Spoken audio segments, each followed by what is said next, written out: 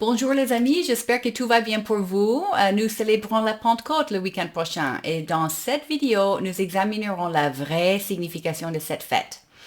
Dans le calendrier hébraïque, la Pentecôte est connue sous le nom de Shavuot, qui signifie semaine en hébreu. Alors parfois, on l'appelle la fête des semaines. Et c'est important de comprendre la façon dont les Juifs commémorent Shavuot pour mieux comprendre son accomplissement en Christ. La fête des semaines est une des 7 fêtes de l'Éternel décrites dans Lévitique 23. Avant de lire la façon dont Dieu explique comment la célébrer dans l'Ancien Testament, j'aimerais répondre à la question de pourquoi nous devons comprendre la Pentecôte depuis une perspective juive. Dans Colossiens chapitre 2, l'apôtre Paul dit que les fêtes sont des ombres des choses dont la réalité est en Christ. Que personne donc ne vous juge au sujet du manger ou du boire, ou à propos d'une fête, d'un nouveau mois ou du Shabbat. Tout cela n'était que l'ombre des choses à venir, mais la réalité est en Christ. Dieu a donné ces ombres pour nous aider à comprendre leur réalité en Christ. Si je vous montrais une cuillère et vous disiez que c'est une fourchette, vous sauriez que j'ai tort parce que vous savez à quoi ressemble une fourchette. Dieu a fourni les ombres pour que nous reconnaissions la vraie chose. Si vous n'aviez jamais vu une vraie fourchette auparavant, mais seulement l'ombre d'une fourchette, et que je vous disais qu'une cuillère est une fourchette, vous sauriez quand même que j'ai tort, car une cuillère n'a pas la même forme qu'une fourchette. Même si vous n'aviez pas vu une vraie fourchette, rien qu'en reconnaissant son ombre, vous seriez capable d'en reconnaître une quand vous la verriez, ainsi qu'en discerner une fausse. La raison pour laquelle l'Église tombe sous le charme de tant de faux enseignements et de fausses doctrines est qu'elle a cessé de comprendre les Écritures depuis une perspective hébraïque il y a longtemps. L'Église a oublié son héritage juif, de sorte qu'elle ne comprend plus les ombres et manque donc des repères lorsqu'elle interprète les Écritures. N'oublions pas que Jésus était juif, tous les apôtres étaient juifs et les seules écritures qu'ils avaient pendant la période de l'Église primitive étaient l'Ancien Testament. Ils interprétaient donc les Écritures d'une perspective juive. Comme je le dis souvent sur cette chaîne, la Bible est capable de s'interpréter d'elle-même. Autrement dit, nous utilisons la Bible pour interpréter la Bible. C'est pour cela que Dieu nous a donné les ombres, pour nous donner des repères afin de démêler le vrai du faux. Nous avons vu dans ma vidéo numéro 26 sur Pâques que Dieu appelle les fêtes décrites dans Lévitique 23 les fêtes de l'Éternel, non les fêtes des hommes ou des Juifs. Ce sont ces fêtes. Le mot hébreu traduit par fête est moedim, le pluriel de moed. Moed signifie date fixée, saison fixée ou rendez-vous. Ce sont des rendez-vous divins dans le planning de Dieu. Au verset 14, dans Lévitique 23, Dieu dit « C'est une prescription perpétuelle pour vous au fil des générations, partout où vous habiterez. » Donc, ce sont des fêtes que Dieu veut que nous observions en perpétuité. Dans 1 Corinthiens chapitre 5, l'apôtre Paul exhorte les non-juifs à observer les fêtes de l'Éternel, mais il ne dit pas qu'ils doivent les célébrer comme les juifs, mais plutôt du point de vue de la nouvelle alliance en Christ. Ne cédons pas donc à la religiosité et ne condamnons pas les gens selon leur façon d'observer les fêtes. Le plus important est de comprendre leur signification pour nous et de les observer en appliquant ces principes dans nos vies, dans le contexte de la nouvelle alliance en Christ. Maintenant, lisons comment Dieu dit d'observer Shavuot dans Lévitique 23. Depuis le lendemain du Shabbat, le jour où vous apporterez la gerbe pour être agité de côté et d'autre, vous compterez 7 semaines entières. Vous compterez 50 jours jusqu'au lendemain du 7e Shabbat, et vous ferez à l'Éternel une offrande nouvelle. Vous apporterez de vos demeures 2 pains pour qu'ils soient agités de côté et d'autre. Ils seront faits avec 2/10 de fleur de farine et cuits avec du levain. Ce sont les prémices à l'Éternel. Outre ces pains, vous offrirez en holocauste à l'Éternel 7 agneaux d'un an sans défaut, un jeune taureau et 2 béliers. Vous y joindrez l'offrande et la libation ordinaire, comme offrande consumée par le feu d'une agréable odeur à l'Éternel. Vous offrirez un bouc en sacrifice d'expiation et 2 agneaux d'un an en sacrifice d'action des grâces. Le sacrificateur agitera ses victimes de côté et d'autre devant l'Éternel avec le pain des prémices et avec les 2 agneaux. Elles seront consacrées à l'Éternel et appartiendront au sacrificateur. Ce jour même, vous publierez la fête et vous aurez une sainte convocation. Vous ne ferez aucune œuvre servile. C'est une loi perpétuelle pour vos descendants dans tous les lieux où vous habiterez.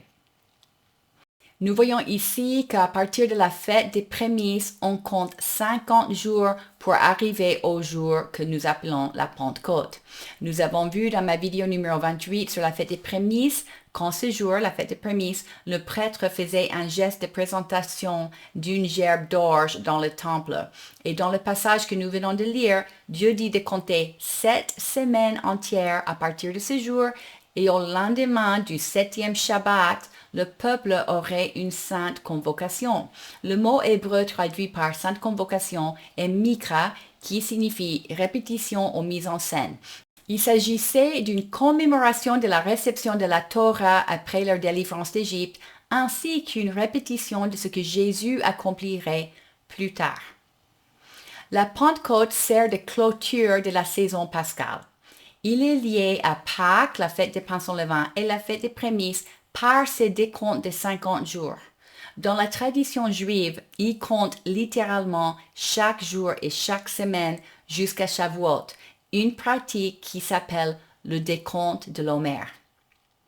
Parlons d'abord de la Pentecôte dans l'Ancien Testament. Moïse descendit de la montagne vers le peuple. Il consacra le peuple et ils lavèrent leurs vêtements. Et il dit au peuple, « Soyez prêts dans 3 jours. Ne vous approchez d'aucune femme. » Le matin du 3e jour, il y eut des coups de tonnerre, des éclairs et une épaisse nuée sur la montagne. Le son de la trompette retentit fortement et tout le peuple qui était dans le champ fut épouvanté. Moïse fit sortir le peuple du champ pour aller à la rencontre de Dieu et ils se placèrent au bas de la montagne. Le mont Sinaï était tout enfumé parce que l'Éternel y était descendu au milieu du feu. Cette fumée s'élevait comme la fumée d'une fournaise et toute la montagne tremblait avec violence. Le son de la trompette retentissait de plus en plus fortement. Moïse parlait et Dieu lui répondait à haute voix. Ainsi l'Éternel descendit sur le mont Sinaï au sommet de la montagne. L'Éternel appela Moïse à y venir et Moïse monta. Une fois monté au sommet de la montagne, Moïse a reçu les 10 commandements de Dieu, que Dieu a écrits avec son propre doigt sur des tablettes de pierre. Dans ce passage, nous lisons que 50 jours après leur traversée de la mer, il y a eu une rencontre entre le peuple d'Israël et Dieu. Il y a eu un échange de paroles entre Dieu et Moïse en tant que représentant du peuple. Il y a eu aussi des signes concrets de la présence de Dieu, de la fumée, du feu, des tremblements, des éclairs et des coups de tonnerre. D'ailleurs, dans le Midrash de l'Exode, le rabbi Yochanan a dit que la voix de Dieu sortait et se divisait en 70 voix pour les 70 langues afin que toutes les nations l'entendent. Et chaque nation entendait dans sa propre langue. Dans la tradition rabbinique, il y a 70 langues considérées comme langue maternelle.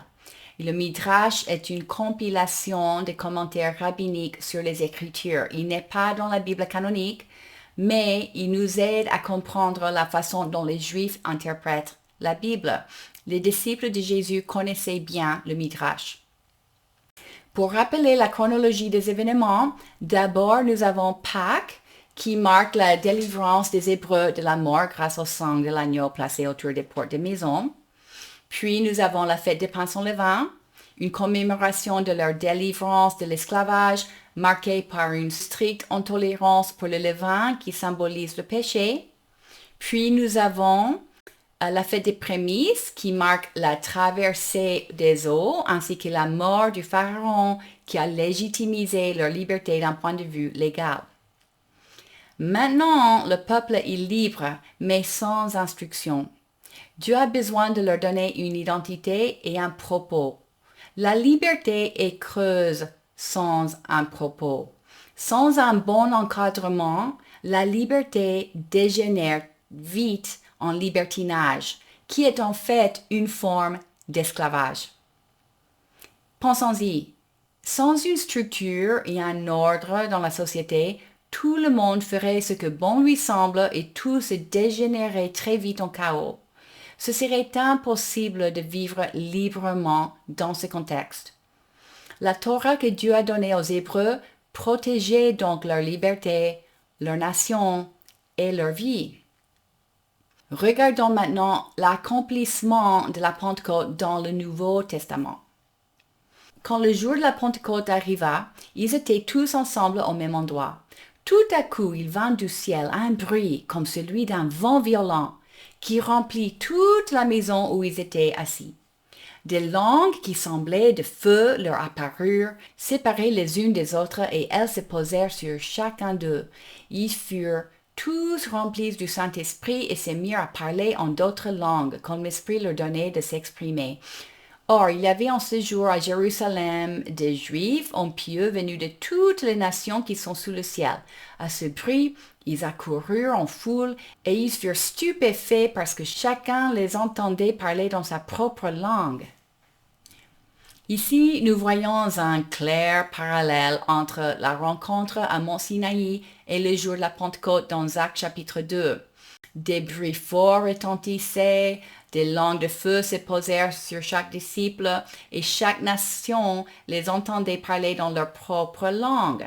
Et ce parallèle n'est pas passé inaperçu par les disciples. Juxtaposons la Pentecôte d'Exode et celui du livre des Actes. Les Hébreux ont reçu les instructions de Dieu, soit la Torah, 50 jours après leur traversée de la mer. Les disciples ont reçu la puissance du Saint-Esprit, qui est notre conseillère et qui guide nos pas, 50 jours après la résurrection de Jésus. Dans Exode, les instructions de Dieu sont écrites sur des tablettes de pierre, tandis que dans le livre des Actes, les instructions de Dieu sont écrites dans notre cœur. Dans Exode, la Torah est écrite par le doigt de Dieu, alors que dans Actes, elle est écrite par l'Esprit de Dieu.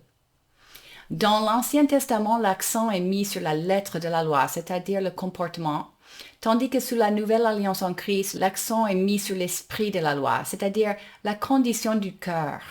Bien évidemment, si notre cœur est pur, un bon comportement suivra. Dans l'Ancien Testament, il fallait être circoncis et s'adhérer aux rituels juifs pour appartenir au peuple de Dieu, alors que sous la Nouvelle Alliance en Christ, nous appartenons au peuple de Dieu moyennant la foi, qui implique l'intériorisation de la parole de Dieu, et par la circoncision de notre esprit, qui implique l'abandon de notre allégeance au monde maudit et l'abandon de notre ancienne manière de vivre. De la même manière que le peuple d'Israël ne pouvait pas jouir pleinement de sa liberté sans les instructions de Dieu, nous ne le pouvons pas non plus. Aujourd'hui, les instructions de Dieu sont écrites dans nos cœurs par le Saint-Esprit. Alors, nous avons tous besoin du baptême du Saint-Esprit pour jouir pleinement de la liberté que Dieu nous a donnée à travers Jésus-Christ. C'est pour cela qu'avant son ascension, Jésus a dit aux disciples de ne pas quitter Jérusalem avant de recevoir le baptême du Saint-Esprit. Ils en avaient besoin pour accomplir leur mandat. Et nous aussi, nous avons besoin du baptême du Saint-Esprit pour accomplir notre mission divine et bénéficier de tout ce que Dieu a pour nous. Si vous n'avez pas encore reçu le baptême du Saint-Esprit ou si vous n'êtes pas sûr d'avoir reçu, je vous mets ci-dessous le lien vers une vidéo que j'ai faite à ce sujet où j'explique comment le recevoir. Et en dessous de cette même vidéo, il y a un lien vers un livre digital sur le baptême du Saint-Esprit que vous pouvez télécharger gratuitement. Il y a beaucoup, mais beaucoup d'autres aspects très intéressants de la Pentecôte. Par exemple, pourquoi les chrétiens fêtent-ils Pentecôte 50 jours après la fête des prémices, tandis que les Juifs commencent leur décompte de l'Homer le 15 Nissan, le premier jour de la fête des pains sans levain? Il faut souligner aussi que la Pentecôte marquait la récolte du blé. C'est pour cela que le prêtre présentait 2 pains de farine de blé à l'Éternel dans le temple. Et avez-vous remarqué en lisant ce passage que contrairement aux pains consommés pendant la fête des pains sans levain, ces 2 pains contenaient du levain? Et pourquoi 2 pains précisément? Voilà un autre aspect intéressant de la Pentecôte que nous pourrions examiner. Il y a aussi de beaux liens importants entre la Pentecôte et le mariage. Si vous aimeriez en savoir plus, dites-le dans les commentaires et je ferai une autre vidéo sur les points que nous n'avons pas eu le temps d'examiner aujourd'hui. Entre-temps, soyez bénis et à bientôt!